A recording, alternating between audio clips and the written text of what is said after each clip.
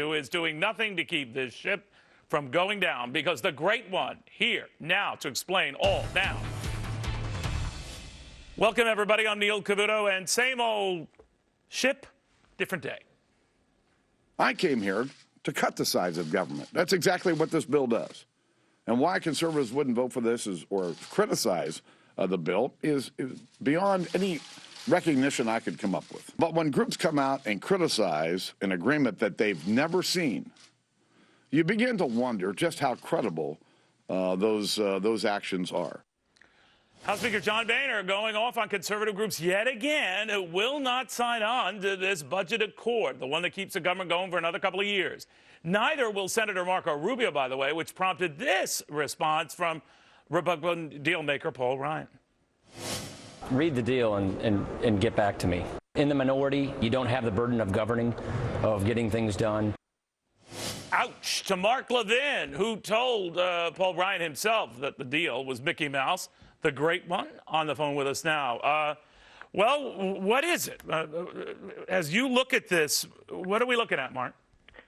First of all, 2 years ago, they told us they cut a deal on the debt ceiling that would put in place for years to come a reduction in the increase in spending. 2 years later, they just blew through the ceiling. That's what this deal does.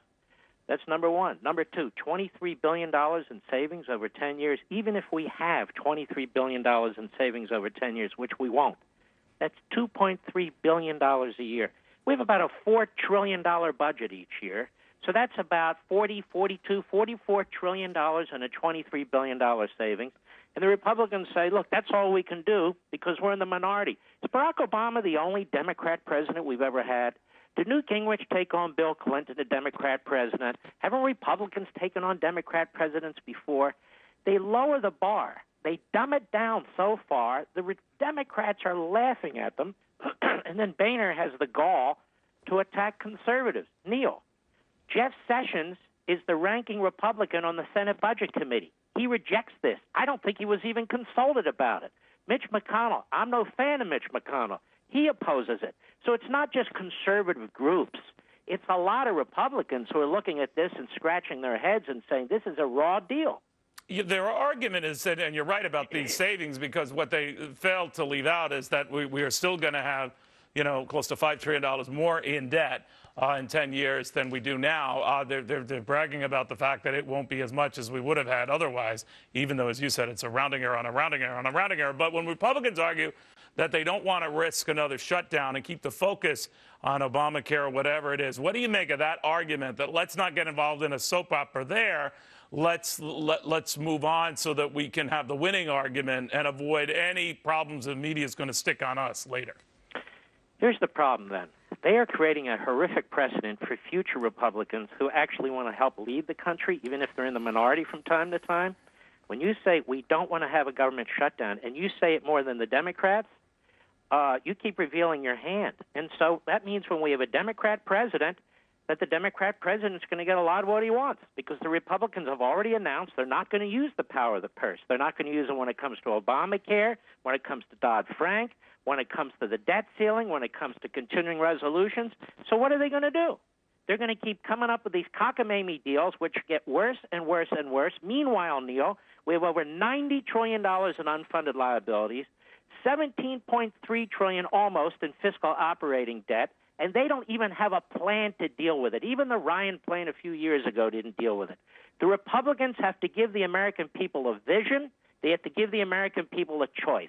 Do I expect them to win every battle because they control the House? No. But I expect them to fight them.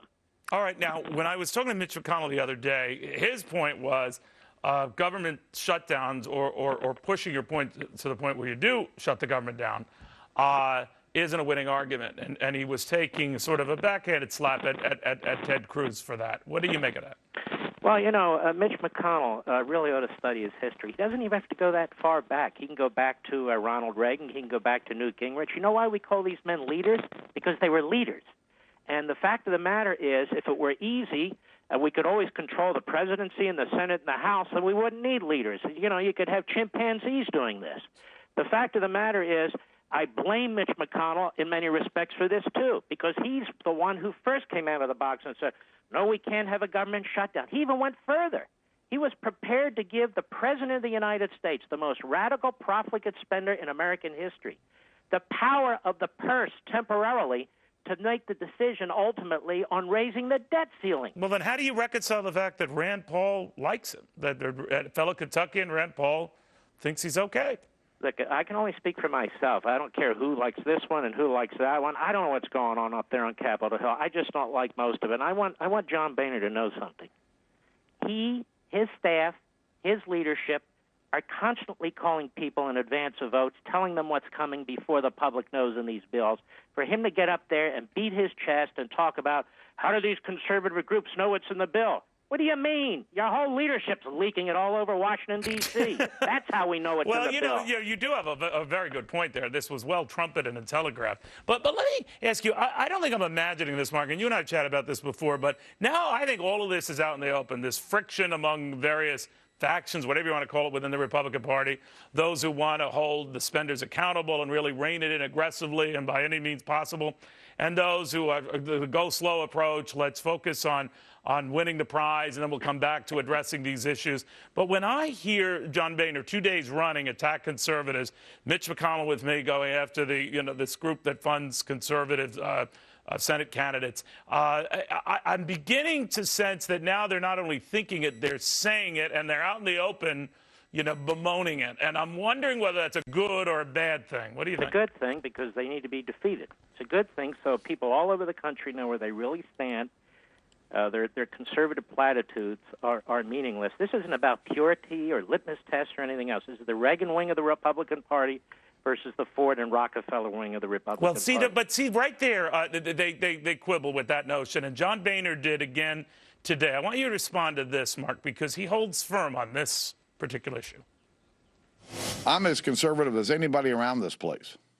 And all the things that we've done over the 3 years that I've been Speaker have not violated any conservative principle, not once. I think he was talking to you. Well, all I know is coming right out of the box, the continuing resolution when he first became Speaker, he said he would not support what the President and the Democrats were doing, and then he buckled and buckled and buckled, and that set the stage for all the rest of it, the fiscal cliff, the debt ceiling, what's going on today. He's been an extremely weak Speaker. He's always whining about what power he doesn't have. I've seen strong speakers before. Can you imagine Tip O'Neill acting the way he acts? No way. Look at Harry Reid over there in the Senate. That guy, well, we're on TV. I won't say what I think of that guy, but that guy does pretty much damn near what he wants to do. So, no, I'm not impressed with this man. I just think the American people need to hear a leader. They need somebody to get up and challenge the president. Who is that? Who is that going to be? I don't know. Who impresses you in the ranks or in the shadows right now? Who? Look, there's a lot who impress me. I'll have to send you an email and think about it and give you a list of them. But my point is right now. All right, could I mention some names? Ted Cruz. You speak very highly of him. I'm a big fan of Ted Cruz, which is why the establishment in Washington can't stand the guy, because they keep saying, what can we do? What can we do? And not just the establishment, all their cheerleaders in the media, too. They all get the talking points, and they all repeat them, that, he was on a fool's errand. Fool's errand? He was trying to stop or at least remind the American people what was in Obamacare before it became the law on October 1st. All right, Chris Christie. Yeah, no way. Big government Republican? No way.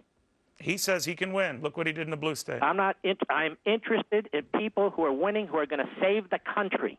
What did he do in New Jersey? He got the 49th worst property taxes in the state. Big deal. Anybody would Mark Levin prefer a Democrat over Chris Christie if he were the nominee? No, I prefer a conservative Republican, and I don't accept the fact that I have to choose Chris Christie or a Democrat. I'm going to do everything I can to try and promote a conservative. And by the way, there are differences among conservatives, too. But people who aren't interested in bipartisan governance, people who are interested in bipartisan saving the nation, that's what I'm... But look, Neil, you do one of the best jobs of anybody on television explaining what we are facing fiscally. It is a disaster. This country's going to collapse. We can't continue to do this.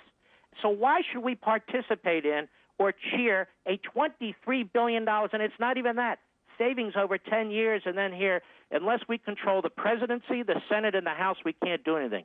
You know what happened last time the Republicans controlled the presidency, the Senate, and the House? We had the second most profligate, the biggest spending in American history before this president. We had, people forget, bailouts, GM and Chrysler. We had a $152 billion stimulus.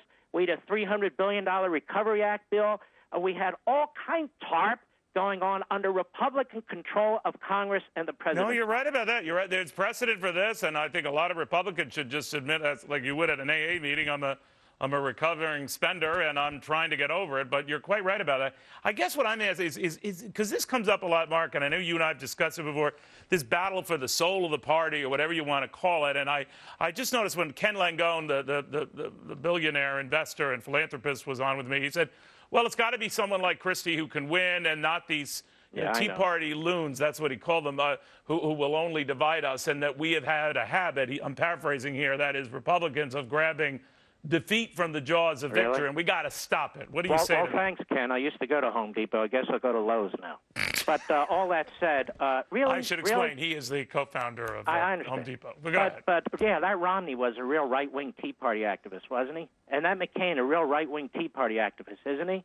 And all these other guys that have been running the Republican Party, pouring their millions and billions, parts of their assets into these campaigns, they've done a hell of a job, haven't they? They can point to 2 or 3 conservative Tea Party activists who have lost Senate seats, and they repeat cycle after cycle the same names. Are you for these challengers, these Republican intra-party challengers to incumbents? It depends who they are, but I certainly am for conservatives who are confident, knowledgeable, and capable and can raise money for defeating rhinos. Otherwise, what is the answer? Now, I have my own answer called the Liberty Amendments in my book. I think we should bypass Congress, the president, the courts, and go back to Article 5 under the Constitution and try and get the state legislatures to help, and we're working on that now. But Ken would consider me a loon, right? That $90 trillion unfunded liability, what would Ken Langone do about that? Does he have a proposal? What should we do, $23 billion over 10 years? Why do we fool ourselves this way? This is serious. If we don't tell the truth to the American people, then it's not a virtuous thing. And that's what we need to do, and that's what's lacking. Mark Levin, it's always a pleasure. God You're bless, always brother. very, very, very clear. I don't care where you folks stand, on the right or the left. That is a man who galvanizes a great deal of attention. And in a party lacking for a voice or some sort of clear vision, he provides it, whether you accept it or not. Mark Levin. So who are you going to trust then with your health? The rock